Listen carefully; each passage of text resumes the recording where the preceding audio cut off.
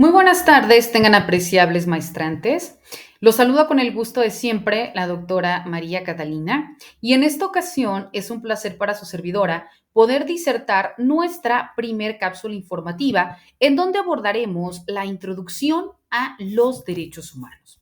Cuando hacemos referencia propiamente a los derechos humanos, vemos pues que si bien es cierto a lo largo de la historia de la humanidad, todas las sociedades pues se han visto involucradas en cuanto a una forma de evolucionar, en cuanto al individuo, cómo poder ir creando para poder satisfacer sus necesidades, cómo poder ir también desarrollando sistemas para poder asegurar su forma de interacción social, la protección de sus derechos, vivir de una manera digna, de una manera plena y por tanto se ha visto en la necesidad de empezar a regularlos a partir de códigos, ¿no? En este sentido, vemos que los códigos se crean para que existan estas responsabilidades, es decir, generen derechos y también generen obligaciones. ¿Para quién? Para todos nosotros como individuos y también de los individuos al Estado y del Estado a los individuos.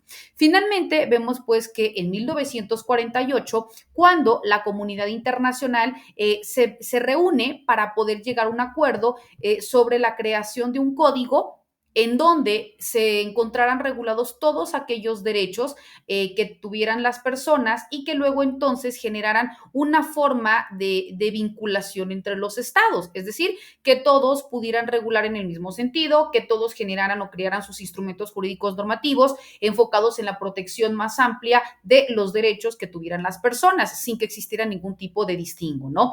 Fue propiamente a partir de la Declaración Universal de los Derechos Humanos cuando se empieza a reconocer esta forma garante y protectora de los derechos que tenemos como persona. Y por tanto, vemos pues que desde 1948 pues se han creado otros documentos de derechos humanos que se han ido acordando. Dentro de estos podemos citar el Convenio Europeo de los Derechos Humanos de 1950, la Convención de los Derechos del Niño de 1990, entre otros, ¿no? Vemos pues que los derechos humanos son aquellos que reflejan las necesidades humanas básicas, ¿no? Dentro de los cuales se encuentran establecidas las normas básicas sin las cuales pues las personas simplemente no podríamos vivir de una manera digna. Es por tanto que los derechos humanos hablan acerca de la igualdad, de la dignidad, del respeto, de la libertad y propiamente de la justicia, ¿no? Dentro de esta forma de derechos incluyen la no discriminación, el derecho a la vida, el derecho a la libertad de expresión, el derecho al matrimonio, el derecho a la familia, el derecho a la educación, entre otros tantos. Por eso decimos pues que los derechos humanos son todos aquellos derechos que tenemos los individuos por el simple hecho de serlo, ¿no? Por tanto, vemos pues que tenemos todas las personas para ser tratadas de manera igual. Los derechos humanos son universales y son para siempre. Más adelante vamos a ver las características de los derechos humanos. También al hablar de estos derechos humanos vemos que de manera específica se dice que son universales porque son para todos. Se dice que son inalienables, son imprescriptibles, son irrenunciables y demás, ¿no? Cuando también nosotros hacemos referencia a los derechos humanos, vemos pues que en términos genéricos son todos aquellos derechos que tenemos, repito, nosotros como individuos por la sola razón de ser personas y que permiten la máxima realización, ya sea tanto material como espiritual, con una responsabilidad para la propia comunidad y para que nosotros también podamos desarrollarnos dentro de una comunidad. Los derechos humanos son aquellos que pertenecen a todos nosotros por el hecho de poder vivir de manera específica, por el hecho de ser personas y que por tanto existe una obligatoriedad, repito, del Estado para poder garantizarlos y para poder protegerlos de la manera más amplia. Cuando nosotros hablamos de los derechos humanos, estos han surgido a partir de una historia y en este sentido vemos que primeramente surgen dentro de la historia de la noción de los deberes que se encuentran en los antiguos documentos, en donde se empieza a generar una idea del perfeccionamiento y de la evolución del ser humano. Y específicamente se empiezan a reconocer primero dentro del Código de Hammurabi, dentro de las 12 tablas, dentro de la Carta Magna Inglesa de 1215 e incluso también vemos en los 10 mandamientos cristianos. Estos documentos sirven o sirvieron para poder generar las bases en que se iba a regular la protección de de los derechos de las personas. Posteriormente se encuentra el surgimiento ya de la noción de los derechos que se plasma en la Declaración de Virginia de 1776 y en la Declaración Francesa de 1789, en donde se otorgan y también vemos que se reconoce al hombre como un ser abstracto.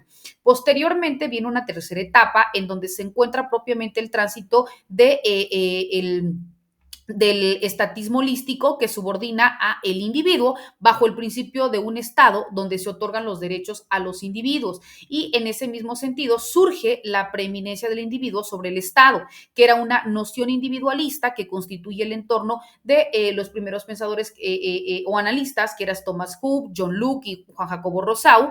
Y en esta etapa vemos pues que es cuando empiezan a reconocerse y empieza a generar esta idea de exigibilidad de los derechos humanos que continúan hasta nuestra actualidad, ¿no? A partir de esta última etapa vemos pues que centra al individuo específicamente como un ser fundamental y que luego entonces se tiene que proteger de una manera garante, de una manera amplia, todos aquellos derechos que éste tiene. Y no es sino después de la Segunda Guerra Mundial que se empieza a apuntar y a identificar los derechos de los individuos y que en ese mismo sentido se encuentra una forma de necesidad para que el Estado empiece a reconocerlos, ¿no? Y se cambia la idea de desigualdad por el reconocimiento de la igualdad. Por tanto, vemos pues que estas formas de reconocimiento son las que empiezan a generar la idea de igualdad entre las personas.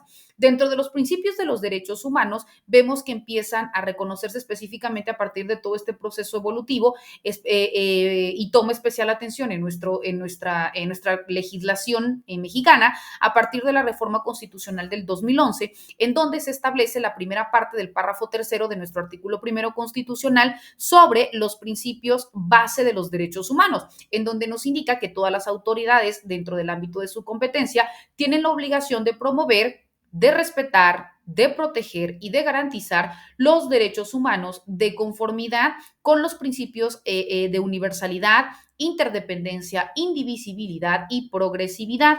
Estos principios fueron consagrados por primera vez en la Declaración de la Conferencia Internacional de los Derechos Humanos, celebrada por la Organización de las Naciones Unidas, específicamente en la capital austriaca, Viena.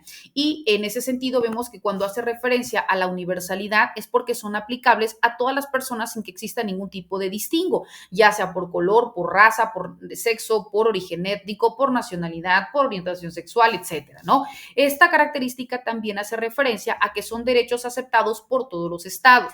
Cuando hablamos de que son inalienables, se dice que nadie puede cancelársele o destituírsele y al mismo tiempo tampoco nadie puede renunciar a sus derechos humanos. ¿Por qué? Porque son inherentes a nuestra condición de persona.